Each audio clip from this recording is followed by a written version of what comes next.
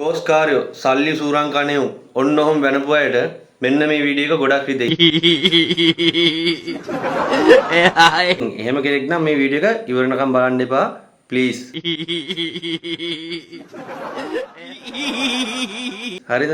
ඒ කියන්නේ මේ වීඩියෝ එක බලලා ඔයා හැදෙන්නත් පුළුවන් නැත්නම් ඔයාට වැදෙන්නත් පුළුවන් නැත්නම් ඔයා පස්සේ මාත් එක්ක වෛර බඳින්නත් පුළුවන්. ඒක නිසා අවධානයෙන් මේ කියපු දේවල් ටික අහගලා අනිවාර්යෙන් බලනවා නම් බලන්න නැත්නම් ස්කිප් කරලා යන්න. ට්‍රේඩින් වලින් ඔච්චර සල්ලි හම්බ කරනවාද? ඔච්චර සල්ලි හම්බ කරනවා නම් ඇයි තව කෙනෙක්ට කියලා දෙන්න වද වෙන්නේ? ඒ වගේම තමයි ඔච්චර සල්ලි හම්බ කරනවා නම් ඇයි කෝස් කරන්නේ? ඔන්න ඕක තමයි වාට තියෙන ලොකුම ප්‍රශ්නේ නේද? ඕන්න ඕක තමයි ප්‍රශ්නේ. ඉතින් මචං මේ ට්‍රේඩින් කියන්නේ knowledgeable game එකක්. ඒ knowledgeable game එක කවදාකවත් play කරන්න බෑ හරියට ඉගෙන ගන්නේ නැතුව. මේක සම්පූර්ණයෙන්ම knowledge game එක. ඕගොල්ලන්ට knowledge එක තියෙනවා නම් සල්ලි ගැන එච්චර හිතන්න බෑ. ට්‍රේඩින් වලින් සල්ලි හම්බ කරන එක මචං කොහොමද සල්ලි හම්බ කරනවා? ඒ කියන්නේ මචං ගේම ගහන එක කොහොමද ගේම ගහලා ගොඩ යනවා. අනිත් ඒඋන්ට නිින්ද යනවා බා. හීන ස්ටේටස් දාලා පොකෝඩ දාලා නිදාගන්න. එතකොට හීන හැබෑවි. ව්‍යාපාරිකයෙක් කවදාකවත් මචං එක ආදායම් මාර්ගයකට ජීවිතයට සීමා වෙන්නේ නැහැ. ඒ කියන්නේ මෙහෙම. දැවන්ත ව්‍යාපාරිකයෝ ගත්තාම Dhammika Perera, Ishara Nanayakkara sir, Dudley Sirisena sir අපි කඩේට ගිහිල්ලා ටොපියක් කෑවත් ඒ කට්ටියගේ බැංකු පොත් වලට රුපියලක් හරි යන තැනට ඒ කට්ටිය හදලා නේ තියෙන්නේ. ඒ කියන්නේ ලංකාව ඇතුළත ඒ කට්ටියගේ ව්‍යාපාර කීයක් තියෙනවද කියලා ඔයා දන්නවද? ඉතින් මං කියන්නේ එදා ධම්මික පෙරේරා හේලිස් ව්‍යාපාරේ පටන් ගත්තට පස්සේ අන්න ඒ ආදායම් මාර්කට් විතරක් සීමා වෙන්න තිබ්බනේ. ව්‍යාපාර 350 450ක් ලංකාවේ හදන්න නැතුව. ඉතින් මචං එකම ඉන්කම් පාත්‍යයකට විතරක් සීමා වෙන්න ඔය ගමේ ඉන්න 8-5 ජොබ් කරන එතකොට අර වගේ ව්‍යාපාරිකයෙක් යටතේ රැකියාව සොයන මිනිස්සු මචං. වඳුරෙක් ඉන්නවා. ඒ වඳුරගේ ඉදිරියේ සල්ලි මිටියකුයි ලොකු ආනමාළු ගෙඩියකුයි තියෙනවා. තෝරගන්නේ මොකද්ද? ආනමාළු ගෙඩිය. තෝරගන්නේ ආනමාළු ගෙඩිය. මොකද මේ වඳුරා දන්නේ නැහැ අර මේ සල්ලි ගොඩක් තියෙනවනේ. ඒ සල්ලි දීලා ආනමාළු ගොඩක් ගන්න පුළුවන් කියලා. උන්ට තේරෙන්නේ නැහැ. උන්ට තේරෙන්නේ. අපේ ජීවිතේත් ව්‍යාපාරයක් කරනවද? හොඳ පඩියක් එක්ක රස්සාවක් කරනවද කියලා තෝරගන්න කිව්වොත් සකස් කළා අපි තෝරගන්නේ රස්සාවක් කරනවා. හොඳ පඩියක්. හොඳ පඩියක් එක්ක රස්සාවක් කරනවා. අපි දන්නේ ව්‍යාපාරයක් කරාම අර හම්බෙන පඩියට වඩා ගොඩාක් හම්බ කරන්න පුළුවන් කියලා. ඒතර අපි වඳුරෝ වගේද? අපේ පරම්පරාවල ලේවල ජානවල ඉඳන් ඉන්නේ රැකියා මානසිකත්වය. ඒ කියන්නේ ඔයාගේ 9 වෙනි 100 කිරිකෑ මුත්තයි ඉඳන් කෙලින්ම කියලා තියෙන තාත්තර එනකම්ම ඉස්කෝලේ යන්න, ඉගෙන ගන්න, හොඳට විභාග පාස් වෙන්න, කැම්පස් යන්න, හොඳ රැකියාවක් කරන්න කියලා. සුපිරි ජොබ් මේ ලෝකේ කොහෙවත් නැහැ මචං. ලංකාවේ අධ්‍යාපනය හදලම තියෙන්නේ රැකියා මානසිකත්වය වැඩි දියුණු කිරීම සඳහා පමණයි. මොකද අපි එකේ පන්තියට ගියත් අපේ ගුරුවරු අහන්නේ මොකද්ද කරන්නේ ලොකු වෙලා ඔයා? ඒ කියන්නේ මොකද්ද ඔයා ලොකු වෙලා කරන රැකියාව කියලා අහන්නේ.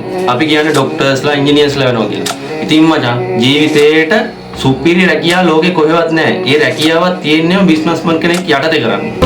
අපේ ජීවිතවල සමහර දේවල් පිළිබඳව අපිට ලොකු දැනුමක් නැහැ. අපි සෑහෙන කාලයක් පාසල් යනවා. පාසල් යද්දී ඉස්කෝලේදී කියනවා ඉස්කෝලේ කාලේ ගැන හරි සුන්දර කාලයක් ටීචර්ස්ලා කියනවා හොඳට ඉගෙන ගන්න පුතේ. හොඳට ඉගෙන ගත්තොත් හොඳ රස්සාවක් කරන්න පුළුවන්. හොඳ පඩියක් ගන්න පුළුවන්. අපි ඔළුවේ වැඩ කරන්නේ ඕක. අපි ඇවිල්ලා හොඳ රස්සාවක් කරනවා, හොඳ පඩියක් ගන්නවා. පඩියක් අරගෙන සිහින සැබෑ කරගත්ත කෙනෙක් ඉන්නවද? ඔබ කෙනෙක් යටතේ රස්සාවක් කරනවා නම්, ඔබ ආයතනයක් යටතේ රැකියාවක් කරන් යනවා නම් ඔබට ලැබෙන පඩියෙන් ඔබට ගොඩාක් දේවල් කරන්න බෑ. ඒ පඩිය දෙන්න ඔබට ජීවත් වෙන්න. කන්න බොන්න, අඳින්න පළඳින්න රස්සාවට ඇවිල්ලා යන්න. ඔබ ව්‍යාපාරයක් කරොත් අර ඔබ හිතපු දේවල්, ඔබ ගන්න හිතන් හිටපු දේවල්, ලොකු ලොකු ගෙවල් දොරවල්, යාන වාහන, ඒ හැම දෙයක්ම ඔබේ කර ගැනීමේ හැකියාව තියෙනවා. ව්‍යාපාරිකයෙක් හැමදාම දුවන්නේ මචං ඩ්‍රීම්ස් සිහින පස්සේ. එතකොට රැකියා කරන මිනිස්සු හැමදාම දුවන්නේ මචං මාසේ රෝල පස්සේ. හරිද? ඒ වගේම තමයි බැංක් ලෝන් පස්සේ. සල්ලි නැති මිනිස්සයාට සල්ලි මහා වටින මැජික් එකක් වුණාට සල්ලි තියෙන මිනිස්සයාට මචං ඌගේ ආතල් ටික ගන්න පාවිච්චි කරන එක ටූල් එකක් විතරයි මේ සල්ලි කියන්නේ. ඒ කියන්නේ ලක්ෂයක් මෙහෙන් යනකොට ලක්ෂ 100ක් මෙහෙන් බැංකු පොතට වැටෙන්න යා ගේමක් ගහලා තියෙන්නේ.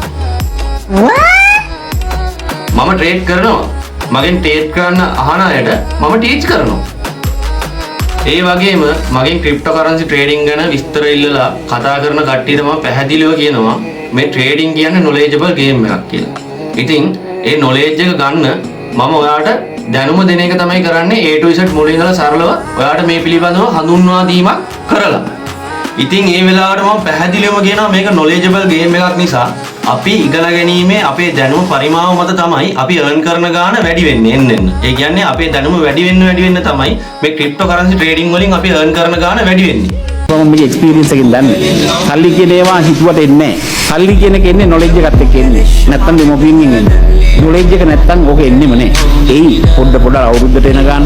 එහෙම ඇවිල්ලා වැඩක් නෑ. නොලෙජ් එක තියෙනවා.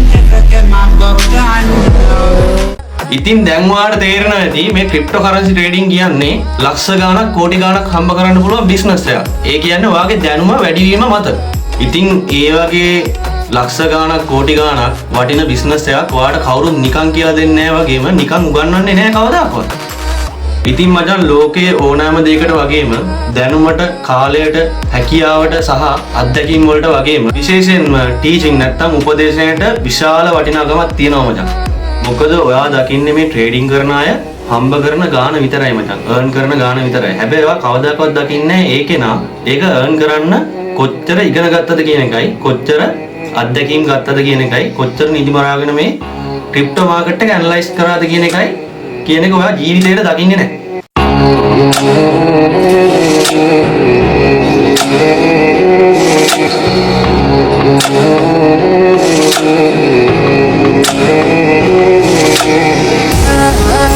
මුතුගල සර්ගේ ක්ලාස් වලට යන ළමයි කවදාකවත් අහනවද සර්ගේ දැනුම විකුණලා හම්බ කරන්නේ බිස්නස් එකක් විදිහට නේද කියලා. ඉතින් ඒ වගේම තමයි මගෙන් මේ විස්තර අහන ස්ටුඩන්ට්ස් වලට මම කවදාකවත් අතරමං වෙන්න දෙන්නේ නැහැ. ඒ කට්ටිය තනියෙන් කරන් යන්න පුළුවන් වෙනකන් ආෆ්ටර් සර්විස් ගොඩාක් දීලා එයාලට සුපිරි සපෝට් එකක් දෙනවා. ඉතින් ඔයාට අර විදිහට දැනුම හදා ගන්න ඕන නම්, ගේමක් ගහන්න ඕන නම් ඔයත් දාන්න මට WhatsApp message එක. අපි ගහමු ගේම. කරන්න තියෙන බයට හේතු ගොඩක් ඇති. ඒ කියන්නේ ඔයාගේ ප්‍රශ්න ගොඩක් ඇති. අන්නේ සියලුම ප්‍රශ්න වලට මං ගාව උත්තර තියෙනවා මචං.